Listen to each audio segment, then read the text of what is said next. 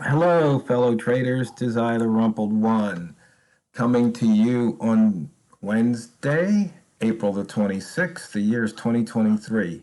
Let's talk trading. Seeing red with Walmal. These videos are for educational purposes only. Your results may differ from mine and different from Walmal. We had a seeker on YouTube asked us, what do we do when we're seeing red, when we're in a loss? How do we handle it, I guess, is what he really wants to know. So I'll let you go first. Okay. Yes, seeing red. I like that title, and you think about what does it actually mean? It means, a different meaning of it, I guess, would be that you're being so mad that you see red, you just, and when we're underwater, sometimes that's how we are. We're Exactly. so mad that we're underwater, Mm-hmm. And it affects what we do, and now how do you get out of it?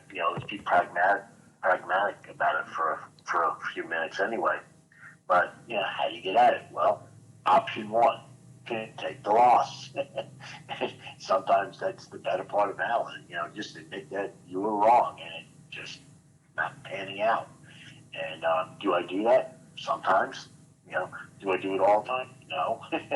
Should I do it more often? Yes. But that's just part of trading, So that's generally probably a good 30 or 40% of the time, that's what I do. I just go take the loss. I'm underwater. Well, I can't make the market move where I want it to move to. I can't, change the fact that I didn't see something on the chart.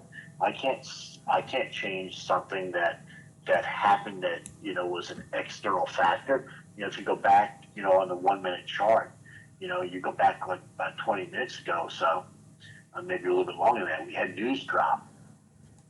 And, there's a lot of reasons why you'd want to go long, and then all of a sudden that news dropped and it dropped, 5, 10, 15 pips. So, on that one candle. What are you going to do about that? It happens sometimes and you just have to, deal with it.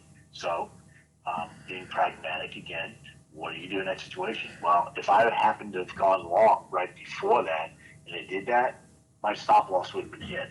I take the loss, and it's just that simple. It's just done,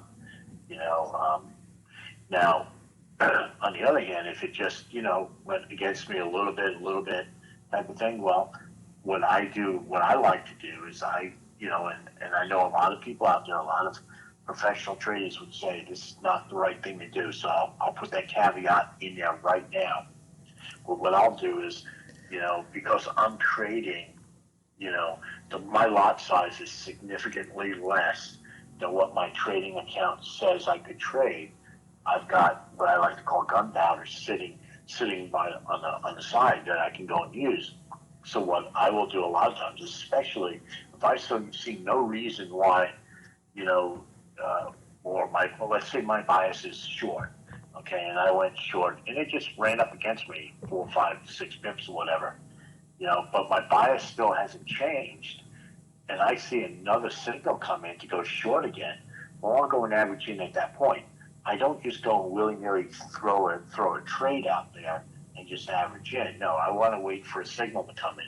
If I get the signal, and let's say, looking at the chart, let's say I went short at 70 for some reason, and it ran up against me, and it's all the way up to 75, but I got another signal to go short at 75, and my bias is still to go short. Well, you know what? I'm going to go short at 75 because now I'm into it for more money, but instead of having to go and make up 5 pips to go and get out at break even, I got to make up 2.5 pips. 2.5 pips plus commission, and spread. So that can be a significant amount of, or a significant enough of a move that I don't have to go and make up nearly as much. Now, that's generally how I'll do it. Now, what I also do is, and this is the money management part of it, is that there's a limit. You got to sit there and say, how many times can I average in? And what sets that limit is a couple of things. the first thing that gets involved is that I have a dollar figure that I'm willing to lose on any particular deal, and I call that a deal. Okay, so if I'm in multiple trades, and I call that whole thing of trades a deal. So let's, just pick a number. I'll say I'm willing to lose $100 on the deal. Well, once I lose $100 and I'm under $100, there's that big fat close button that I go and press it and just take the loss and say, okay, it didn't work out. Wait for the next opportunity. That's the first part. The second part of it is, if all of a sudden something comes along that just clearly shows me that, hey, this is just not working out my bias. Let's say I was, again, bias short, and all of a sudden something comes along on the chart and it becomes very, very clear, very, very evident that that bias is flipped, because the market will do that. The pound is notorious for that, doing that. The pound will be bias short and bias long, a couple times a day.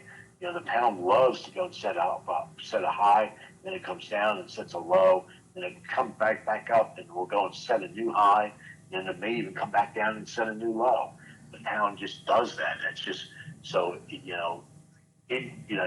intraday it can have several biases within a day, and so you got to be willing to go and recognize that, hey, the bias is changing here, and if it does, and now I'm biased long, okay, and short, well, guess what? It's time to go and pull the trigger, just get out of the trade, and again, wait for the next opportunity. And that's just how I deal with things. Yeah. One of the things, like you said about seeing red, yeah, you can definitely be a little upset seeing red when you're down.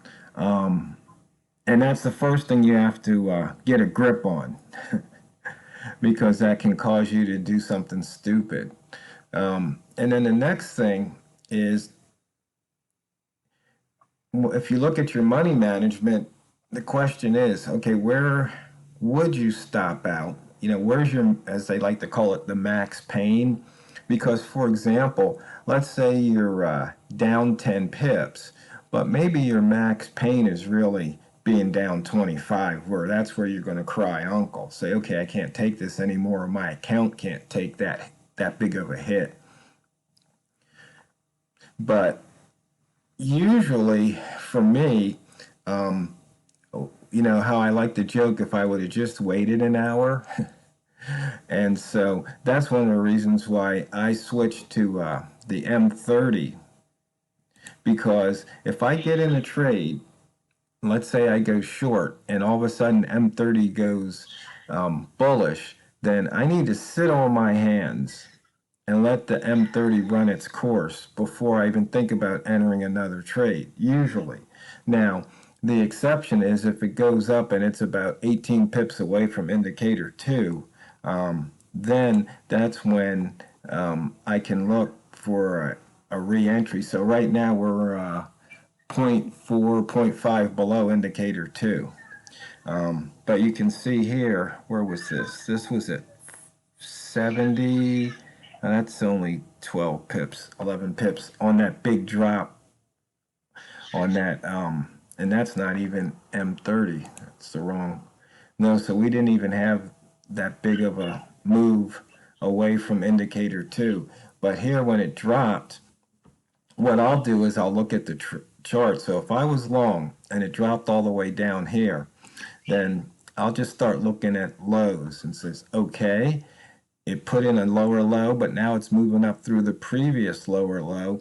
Maybe I'll take a gamble and jump in, and sometimes it pays off and sometimes it doesn't. But for me, when do I exit? It's when either A, it's hitting max pain, or B, you see, what, this thing, it's not coming back for a while. And actually, that's what I had to do yesterday. I was in a trade, and then I saw this sucker's not coming back, so I might as well just get off the elevator here because I wanted to go up, but it's going down. And then let it do its thing, and then I can always get back on the elevator when it's coming back up. And that's exactly right, Tiro. Because the thing is, the reality is that, there's going to be another opportunity. So as long as you're protecting the money, there'll be another opportunity where you can make up that loss. And you just got to make sure that, I personally don't like to go to maximum pain. I see no reason to go and have pain that is not necessary. So, but I'll go and put in waypoints, let's say in between that, and say, hey, I'm just going to go and take that loss because, that's just the way it is. But I know that there's going to be another opportunity that comes down the road, and it may even take 2 or 3 opportunities that come down the road to go and, to make it up, and you'll be fine. And a perfect example is that today my efficiency is 86.67%. So with trading these type of methods, your efficiency should be pretty high. So if you take a loss and you just go and take the loss, the reality is, it may take two trades to go and make it up. And as long as you haven't hit, quote unquote, your maximum loss, and hopefully if you got out maybe even a little bit earlier than that, then what will happen is that you can go and make it up and, and move on and have a profitable, hopefully a profitable day at minimum, but, more importantly, profitable week, profitable month. And that's the whole goal, is to be profitable over the long term. You're going to have days that you're going to have, losing days. And, Kiro, you can go and attest to the traders out there. I've had my share of unprofitable days. Yeah, you had about, 2 this year? No, I've had more than that. But,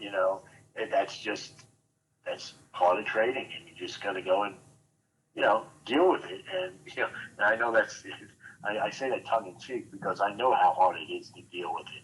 I've suffered through it, yeah, and I will suffer through it again. And one other thing, we're talking about, seeing red. One of the things that traders should look at is look at the report that you can get, especially off of MT4, where it tells you what your average loss size is. And that's something where if it's, 2, 3, 4 times your average win size, you might want to start to fine tune your exit strategies because, those can kill you. Right. Exactly right. I haven't looked at that in a while, but I do know the last time I looked at it that my average loss was somewhere in the range of like 2 times my average win, which is, to be honest with you, for most people, they freak out over those numbers.